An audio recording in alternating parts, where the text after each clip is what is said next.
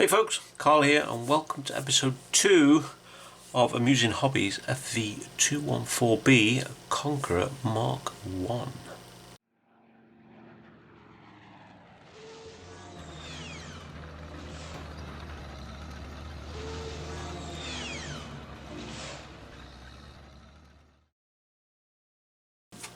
Okay folks, as you can see we are all prepped and ready for primer. Now we're going to prime this in black. We may highlight some parts with a little bit of white as well. I'm not sure yet because I'm not sure whether that will help us use this modulation colour set or not. So we're going to be using the Mr. Colour modulation set dark yellow version. So hopefully this will look okay.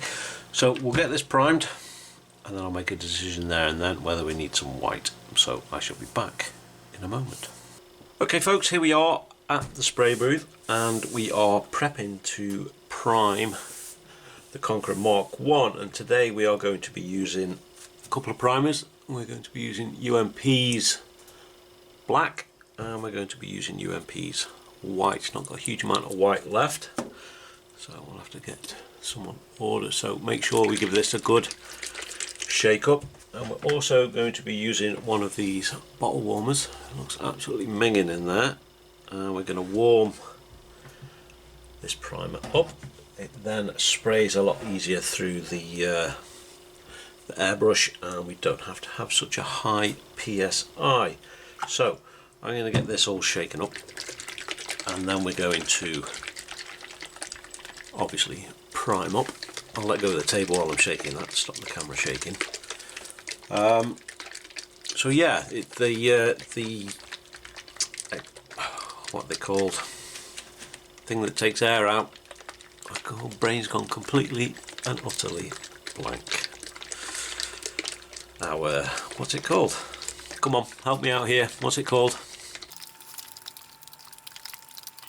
No, it's not coming.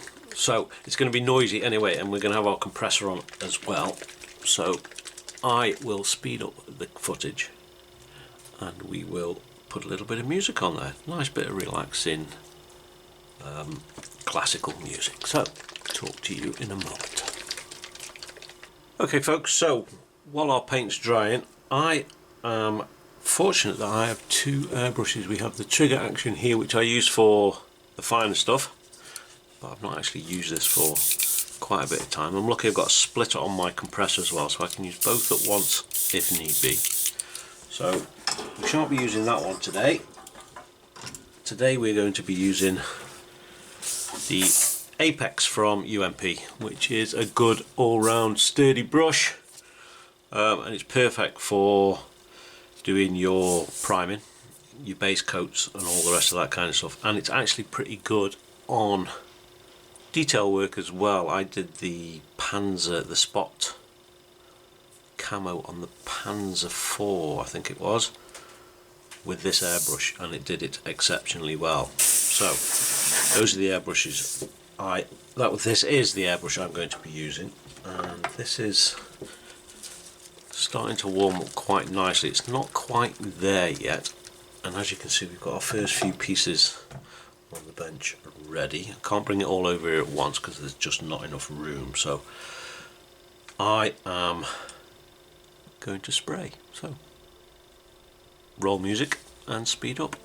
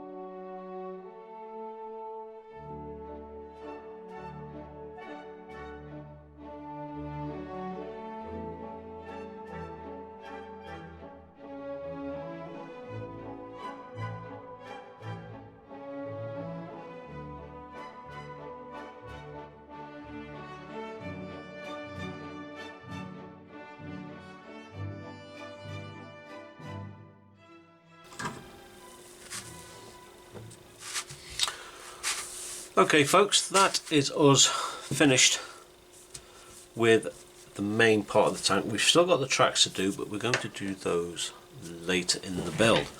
Now you might have noticed every now and then I've had to go and spray like so to clear the nozzle.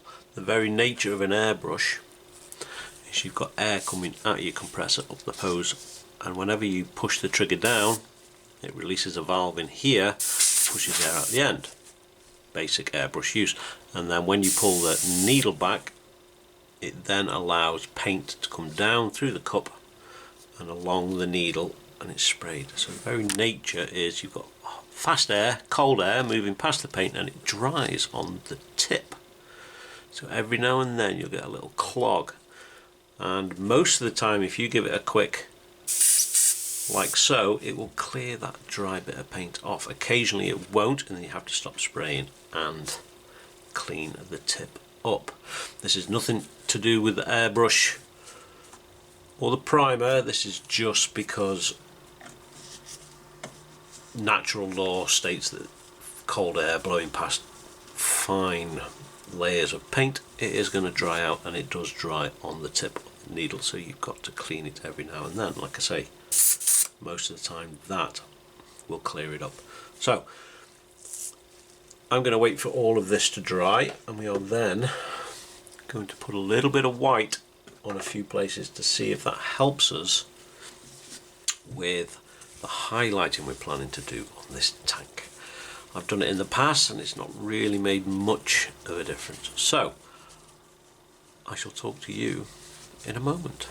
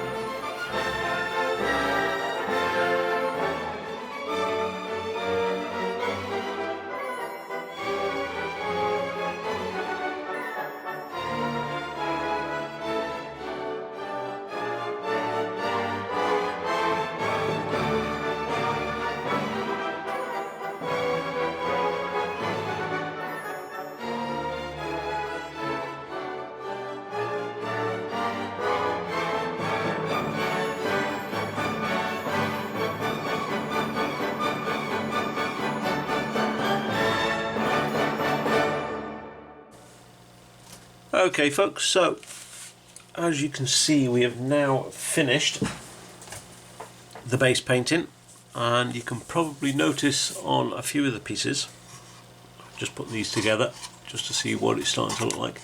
We have gone and we've used a lighter shade and highlighted some of the high points on the tank, top of the boxes, around the edges of any sharp parts, across the top of this, and on the other side, across the top there, on the back of the exhausts here we've done it there as well. I haven't done any on the underside because most of this is going to get covered up. We've done it on the wheels, just about make it out there. The turret, the top side of the turret is lighter than the bottom. I don't know how well that's going to pick that up, but it is visually different. This light is giving off quite a bit of light. So yeah, all the wheels have been done the same. All we've done is we've highlighted the centre of the wheel. So what's next? We're going to take this apart and we're going to start to paint all of the ancillary bits. So on the upper hull we've got all the tools and stuff, the spare tracks, etc., the lights and the viewports on all of the hatches. So I'm going to start that, and of course we've got all the steel to do on every single wheel. So I'm going to go and start doing that, and we shall be back in a moment. Okay folks, so a little quick update of where we're at. We are currently painting these wheels and we're using XF84 dark iron. I usually use XF56 metallic grey. I think this colour is a little bit more, what's the word for it, a little bit more accurate. You can see it on this one we've already painted. So we've got that iron colour, but it's a little bit dull, it's not quite so shiny. Of course, to paint these, all we're doing is filling our brush and leaving it on the stick and just twisting the stick as we go around. Real easy and simple process, nothing overtly difficult about it. Just doing the back wheel, then go around, do the front wheel,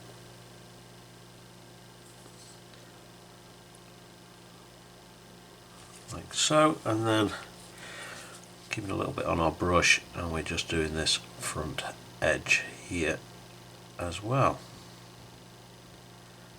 because all of this top part would show through.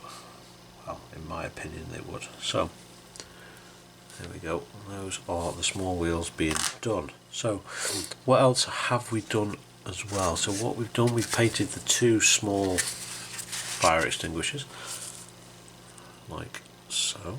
You can make that out. We've painted them with a bit of red, a bit of that XF56 metallic grey on the actual top of the extinguisher. We've put a little white, hopefully it looks like a little label. So those two are painted. Now on the reference pages I've seen, these are actually painted in green, but I'm trying to follow the World of Tanks one as closely as possible, and those ones on that 3D model are painted in red. So that's those done as well. We've started on the main hull as well. As you can see, we've painted aerials and we've put a white coat on the commander's hatch there. Once that is dry, we will coat that with a bit of Tamiya's X. Now then, let me see, it's just over here. It's the see-through green. XF, oh, it's somewhere. X25. So we will put some of that on there once that is dry properly. And that's pretty much where we're up to. We haven't started anything on the upper hull yet, and I don't think there is anything to paint on the lower hull at all. No, there'll be a few decals to go on, and that is pretty much it. So I'm going to carry on getting all these wheels on because we've got all of these to do as well, and we've got these two as well, and we've got some edge work and stuff to do on these ones. So I shall talk to you all once all that is done. Talk to you shortly. Okay folks, that is us done with all the base colours on this tank. We've got all the tooling painted on the back and the tracks, and we've started the exhaust as well. We put the base colour on for the rust. We've painted the aerial on here, and we've started to green up that way the windows or the viewports on all of the glasswork. So we've got the main turret here. All this is now done. The top on the turret surround. We've also done the glass there as well. The aerials are painted. Wheels are all done. I have actually started to do a little bit of the weathering on this one. We're not going very heavy at all with the weathering on this one, I promise myself. All the main road wheels are done. We've also got the two fire extinguishers done as well. They will go on at some point. And we've got the guide wheels for the tracks done, and the smoke launchers are done as well. I'm not sure, still not sure if I'm going to use those yet. There was nothing to paint on the turret or the side skirts, or on the lower hull. Oh, we've also done the tow cables, so these have now got a black head and a silver. We got rid of that copper. A metallic look to them now rather than a copper look. So we are all done. Next we're going to move on to weathering, but I'm going to call this video here because I think it's probably long enough. So next episode we are going to be doing the weathering on the wheels, a very small amount of weathering on the upper hull. We're going to get this all rusted up, and we're going to get some work done on the metal tools, which I've already started, if you can see that on those two pickaxe heads there. I'm starting to add a few effects to it. So that is us done for this episode. So thank you very much for watching. As always, be good, be safe, as always, keep making models, and we will see you next time.